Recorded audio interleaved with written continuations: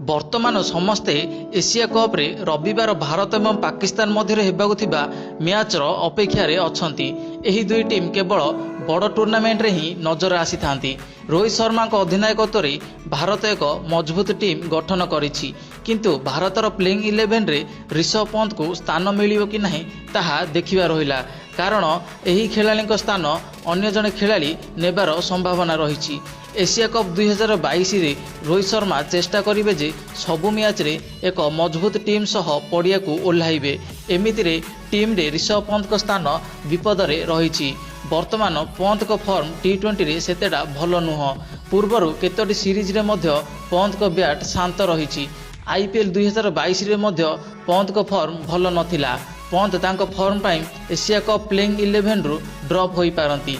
Asia cup playing 11 रे पंत को जगह नहीं पारंती दिनेश कार्तिक। दिनेश कार्तिक जड़े बहुत भल फिनिशर अटंती। जदि से भारतर प्लेइंग 11 रे स्थान पाती तेबे ऋषभ पंत को बाहर बसवा पड़िबो, कारण दुई जण विकेट कीपर रहिबा द्वारा दल में हार्दिक पांड्या एवं रवींद्र जाडेजा स्थान विपद रे रहिबो।